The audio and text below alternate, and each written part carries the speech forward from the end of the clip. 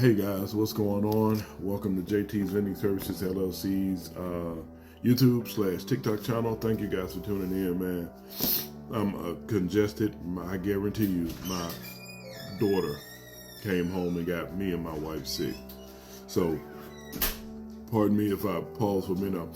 I'm stopped up and I'm just trying to breathe through my mouth and talk. And you know, you can't breathe and talk through your mouth at the same time.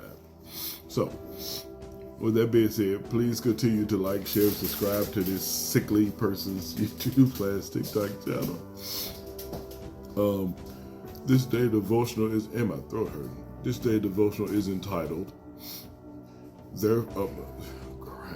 It's entitled, Look Up. Baruch Ateh Adonai. Blessed are you, Lord. Therefore, I will look to the Lord. I will wait for I will look to the Lord. I will wait for the God of my salvation. My God will hear me. Micah chapter 7, verse 7. Is that right? M-I-C-A-H? Okay. I had to check with my personal dictionary person. Few people had harder lives than God's prophets. They carried tough messages to tough people and often experienced very tough results. Take Micah, for instance. Though he made the beautiful prediction that Jesus' birth in Babylon, if you want to, you can read that in Micah chapter 5, verse 2. He was soon saying, "Woe is me, the good man has perished from the earth, and there is no one upright among men. They all lie in wait for blood. Every man hunts his brother with a net. The son dishonors the father. The daughter rises up against the mother, the daughter-in-law against the mother-in-law.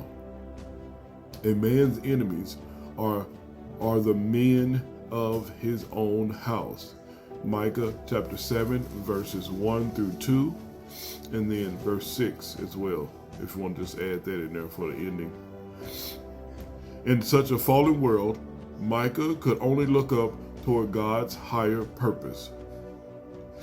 What would that accomplish in this life? When I fall, I shall rise, he said. When I sit in darkness, the Lord shall be a light for me. Micah chapter 7, verse 8.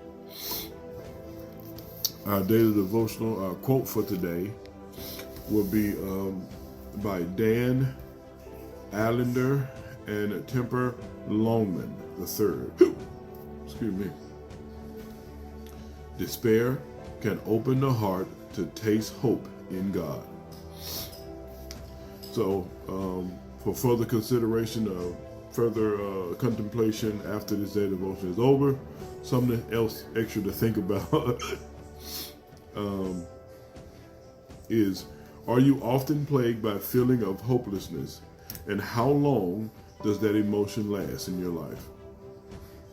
By God's grace, it's been years since I've had that hopelessness feeling and thoughts. And when I did have those spouts, it lasted for months, and it was draining and defeating. So a practical application is, what are some ways you can train your mind to look beyond circumstances and towards God's calling? Our prayer tonight, the end of this day devotional, this congested day devotional, is, Father, or Abba, help me to have Micah's mindset when I'm blindsided by sickness, hence tragedy, we lost our daughter, financial loss, going broke, or doubts. Show me how to look up, to look to the heavens toward you. You're the only consistent thing in this world of chaos. May God add a blessing to the hearers and the doers of his word. I feel my nose running. I have to go grab some tissue. So I love you guys. Please have a blessed night. And I'll see you guys tomorrow for our daily devotional. Oh yeah, and I typically don't like taking off work. I love my job. I love my job. I love my teammates and co-workers. I love I'm filled with so much joy when I can go to work. But I have to take off tomorrow because I want to take my wife on a date, and then I got to move some vending machines. So I'm gonna try to do that first thing in the morning, and then do our date, and then do like a brunch. Yeah, maybe a brunch or something, so I can spend some time with her and let her know how much she means to me. So if you're married, no matter how long you've been married, I think we've been together 8 years. Yeah. So if you're married, show your wife that you love her. Fellas, don't just tell her, show her with your actions, not just using words as we typically do. But I gotta get some tissue. I love you guys. Have a blessed night. Be safe. Au revoir. A bientôt. Allez, prochaine.